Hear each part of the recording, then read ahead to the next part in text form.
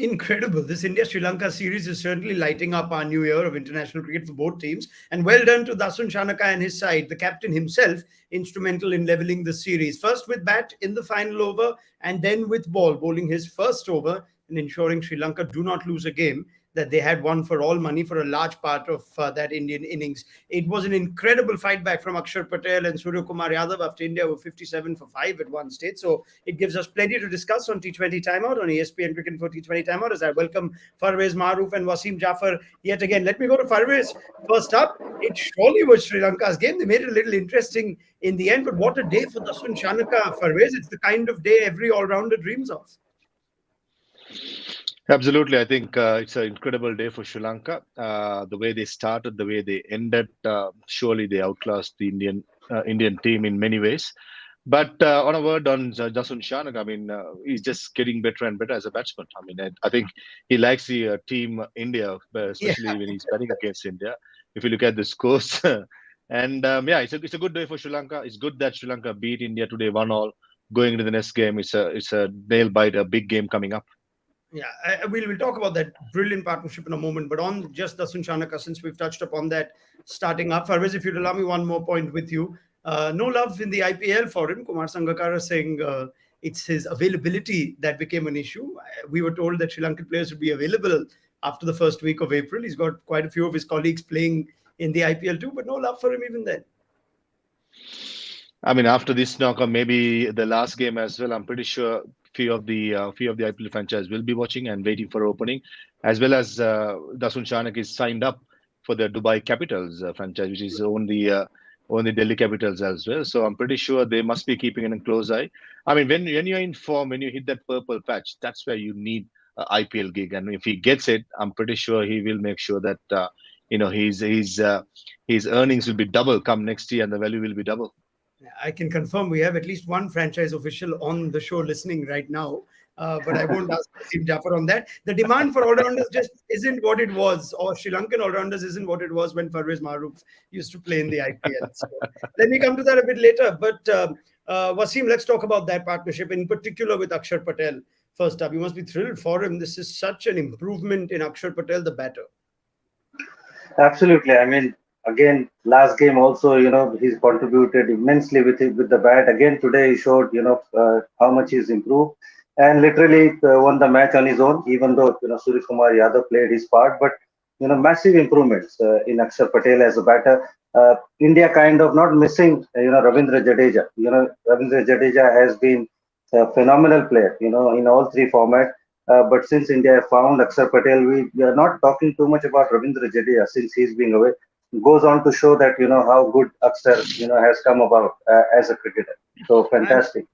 I'm glad you brought that point up exactly, Wasim, because we thought Jadeja, the batter, is where India would be missing him the most. We always thought Akshar was a good bowler. He plays his part. He played his part today as well in stemming the flow of runs.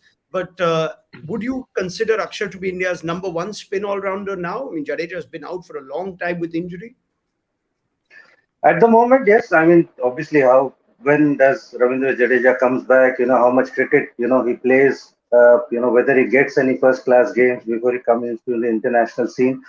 We have to wait and watch. But at this moment, I thought he's doing a really good job. India is very lucky that they've got such a like-for-like replacement in Akshar Patel, and is making the most of it in all three formats. In fact, Test cricket we know, even though he's only played in India. But in shorter format as well, he's making name for himself. I think his bowling has also come about. He found the right pace to bowl. He can bowl in the power play, which I thought Ravindra Jadeja doesn't like it. But Akshar can do that. And if he bats like this, it's debatable without a doubt. What is improved about Akshar, the batter, Wasim, from what you have seen over the years? I just think that he's got really good technique.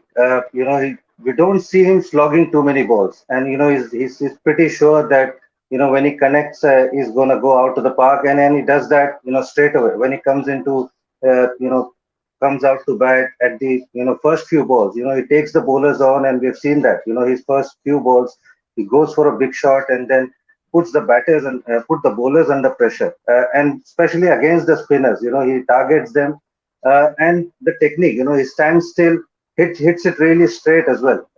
Most of his shots are long off, long on, and that is a sign of a proper pure batsman. He doesn't do slogging unless he's playing against spin. So that goes on to show that he's got the right technique, right way of hitting the ball, and when he connects, it goes a long way. So you can count him as a proper number 6 or 7 player. Even in the IPL, he could easily bat at number 6 and at best, obviously, at 7. I've not seen Hasranga taken down very often, but I have seen it before. Farvez Rajapaksa has done it in the IPL. Maxwell did it in the World Cup. Today, Akshar Patel really took down Sri Lanka's premier spinner. Now, was that down to just top batting, top hitting, or was there something off again about Hasaranga and that over? It was a key over in swinging the momentum, even though Sri Lanka eventually got the job done.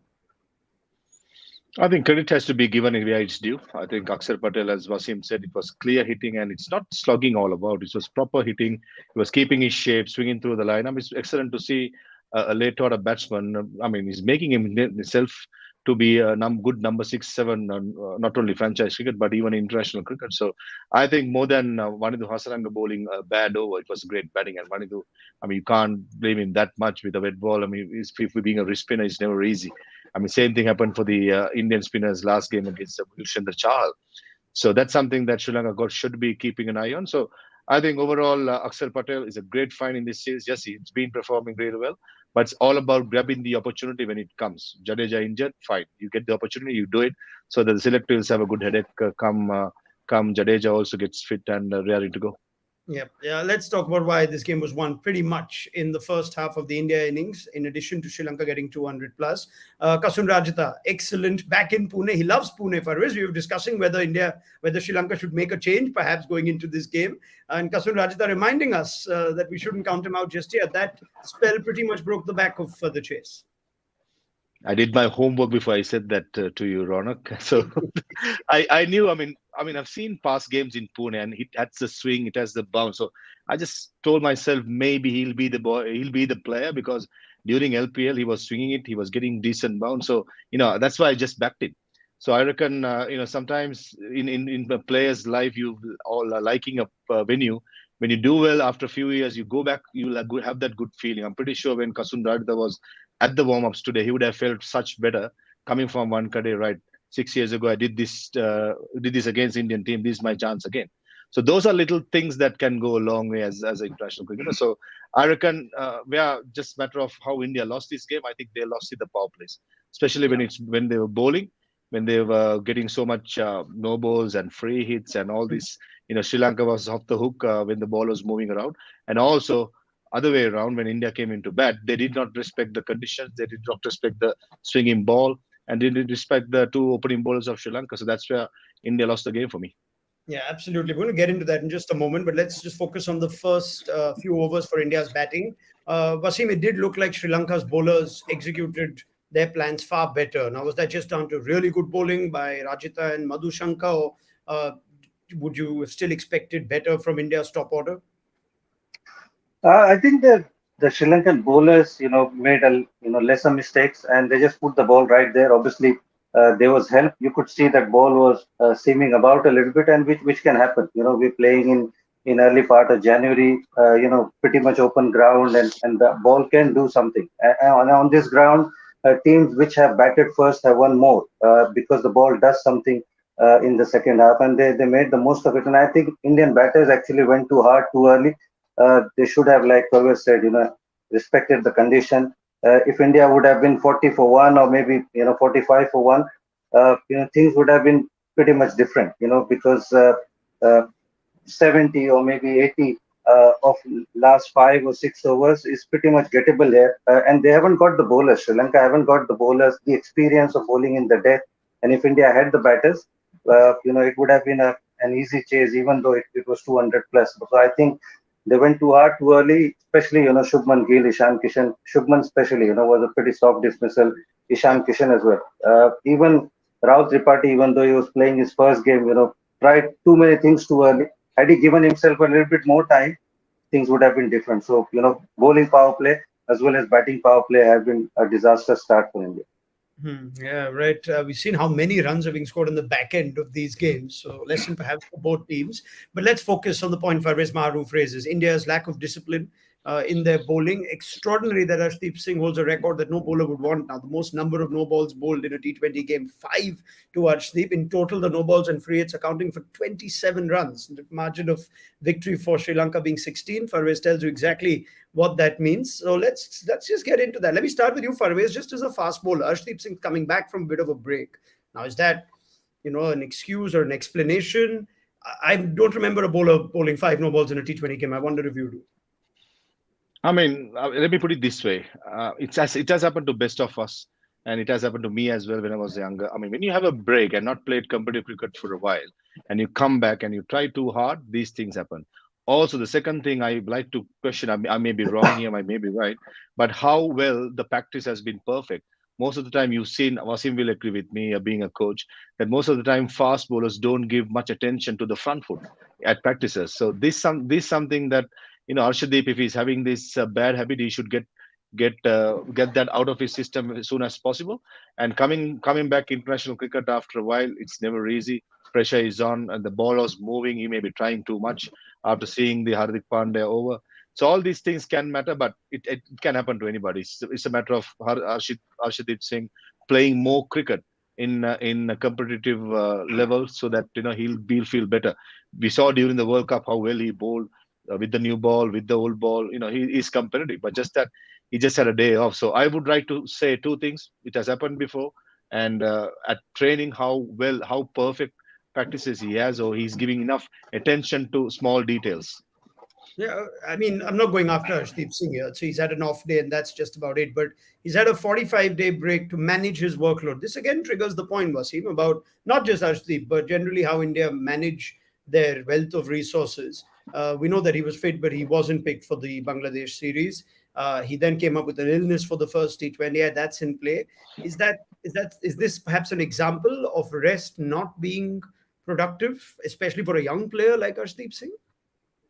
Well, I'm not too happy about it, to be honest, Ronak. I've said this many times. Too much break and too much chopping and changing. Since the bowlers want to play a lot more, they want to stay in the rhythm. And he had a fantastic World Cup, even though India didn't do well. But he has been a find in the World Cup. And then you give him a break of more than a month, and then it's always hard, no matter what cricket you play. He probably went on and played a little bit of domestic cricket, but it's not the same.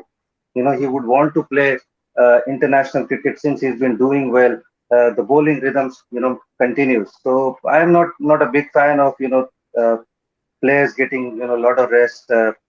And since he's, as you said, he's a young player, he would want to play a lot more. And again, I'll raise another point: is since Shivam Mavi done so well in the first game, why didn't Shivam Mavi bowl with the new ball?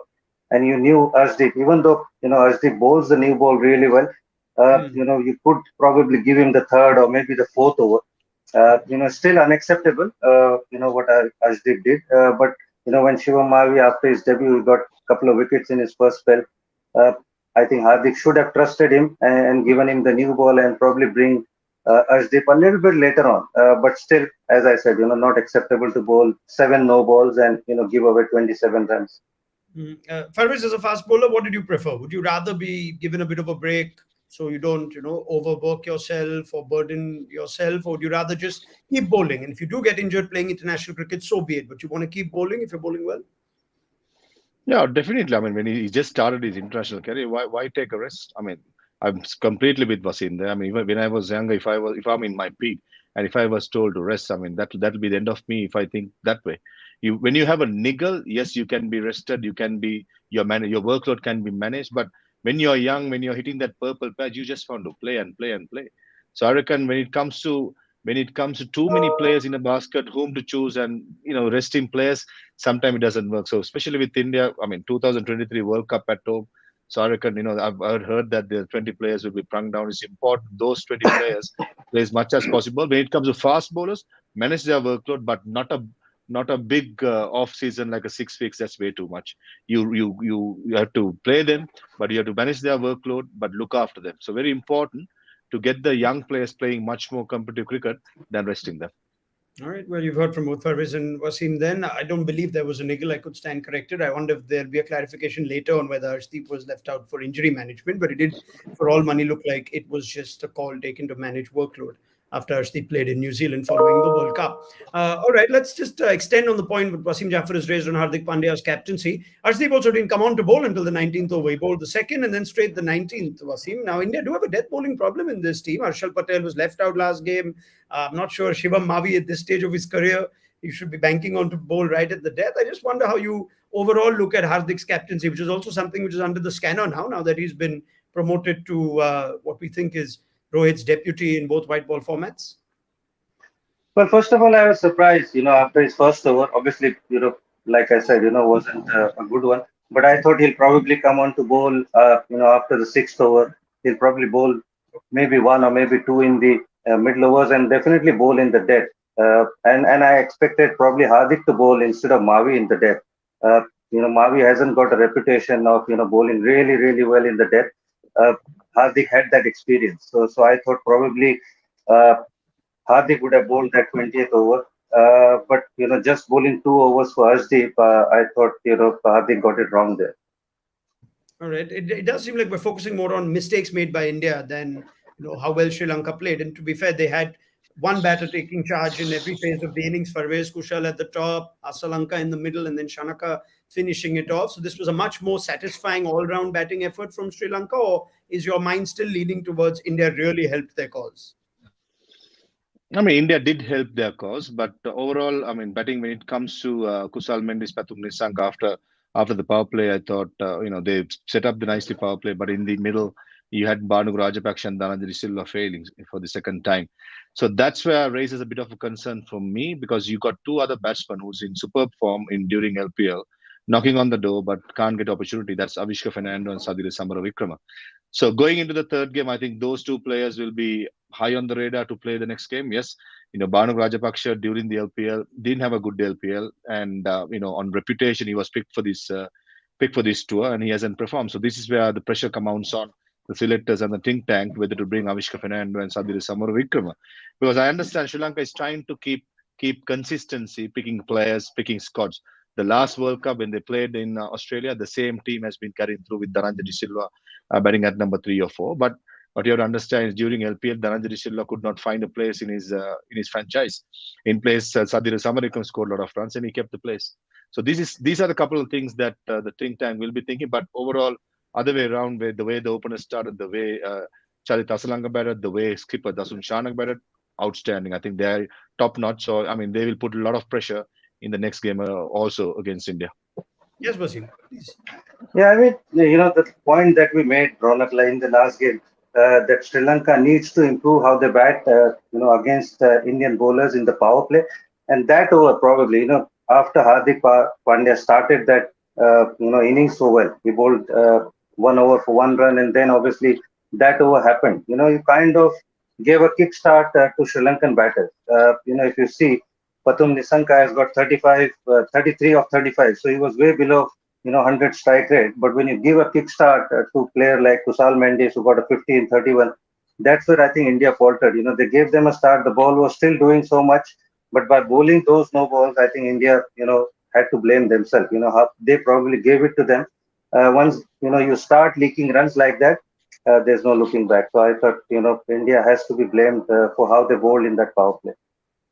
All right, fascinating. As it turns out, it gives us just the scoreline we want from a neutral perspective. It's 1-1 in the series. Sri Lanka snapped what was quite a poor run against India in T20I cricket, and here they are now in India. That is, they did win in the Asia Cup, and therefore it's all to play for. There's a series win that Dasun Chanaka could have under his bag as captain, as the third T20I goes to Rajkot in a couple of days. So let's look ahead to that with Wasim Jaffer and Farvez Maroof on ESPN Cricket for T20 Timeout.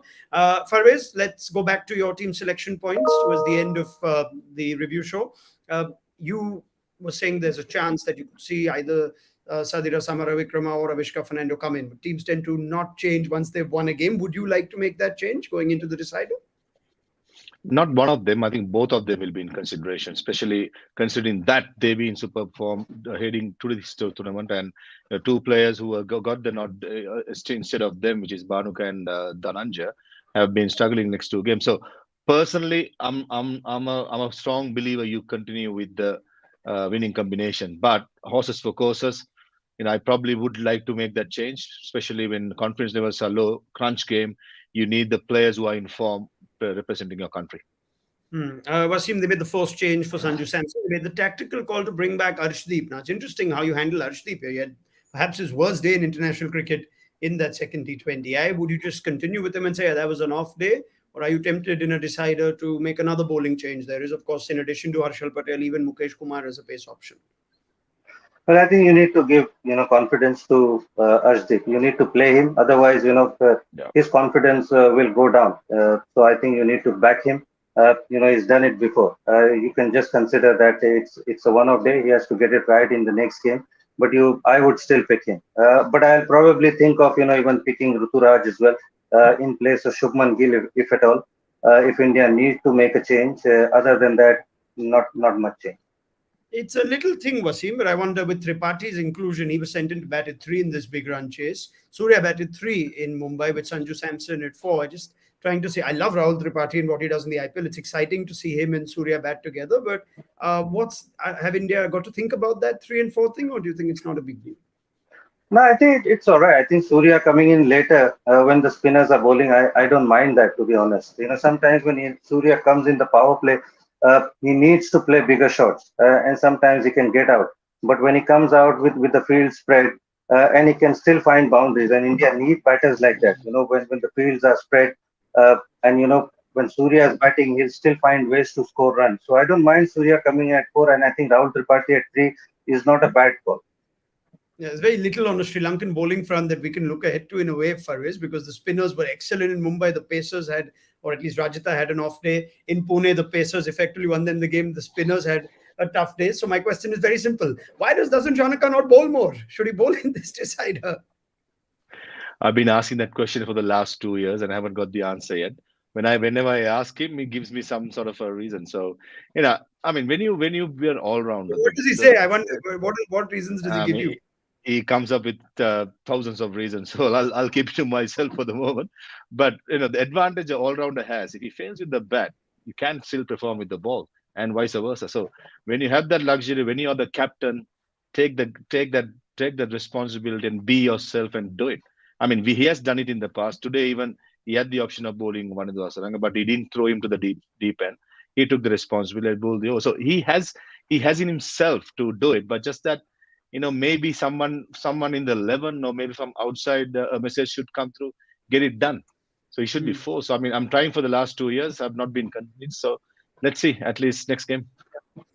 His counterpart Hardik Pandya, on the other hand, Wasim, how would you like for him to just manage his bowlers going into a deciding game? Now, you did say you wanted Mavi to take the new ball, and maybe Hardik should take responsibility at the death. Would you like to see something like that in this third game? Yeah, I mean, Hardik bowling three in the power play is not a bad call. And then if he, feels, because obviously you don't want to throw Umran Malik the ball because he can be expensive. His last over was expensive today. Shiva Mavi definitely not. So, I would consider even Hardik Pandya bowling the 20th over is not a bad call since Harshal is not playing. Harshal, Hardik and Ashdeep, they can do that job. Probably Ashdeep 2 overs in the death because he can nail that Yorkers in as long as he put that feet behind the crease. But other than that, I thought because what happened in that second over, and I think Hardik lost that plot a little bit there.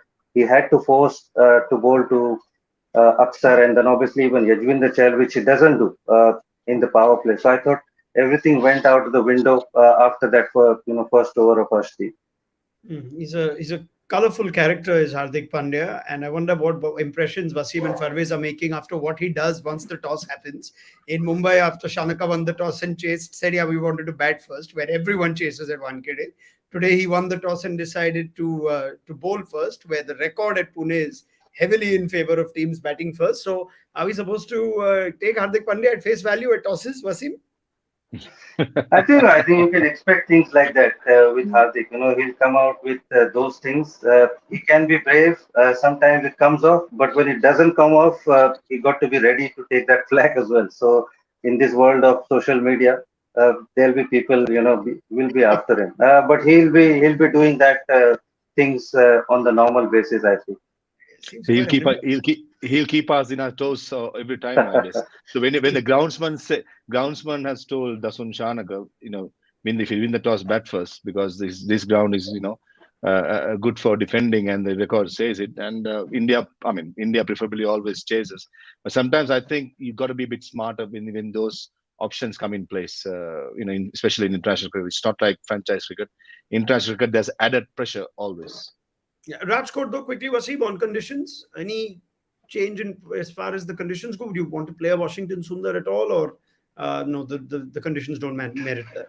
Well, I think it's like a National Highway 47, Rajkot to Jamnagar. So batting paradise, 200 plus 4. I'll stick to the same 11. Probably, like I said, Ruturaj Gaikwad, I'll be tempted to play in place of Shubman Gill, if at all. Other than that, the same team. All right. Can we pick a favorite after this topsy-turvy series? Pendulum has swung in both games, and eventually I thought Sri Lanka should have won the first game. India ended up winning it. Here, Sri Lanka the better team, but India had their moments. Parvez, favorites? I think going forward, momentum is at Sri Lanka. So obviously, I will say it's going to be Sri Lanka. It's going to be smarter. I think if Sri Lanka uses their cards right, they will definitely can beat this young Indian side. Wasim? Well, I think even after making so many mistakes, India came close to winning this one. And, they did well to defend 162. So I thought both the games, India, kind of dominated, I would say. So I would go with India if they make less mistakes. Yeah, they had their moments, didn't they? But they gave it away, right? Yeah. We leave it there. Thank you very much, Farwez Maroof, Wasim Jaffer. Let's pick up the chat after the series is so deliciously poised at 1-1 to the second T20I in Pune. Join us for ESPN Cricket Info T20 timeout at the end of the third T20I in Rajkot. Bye-bye.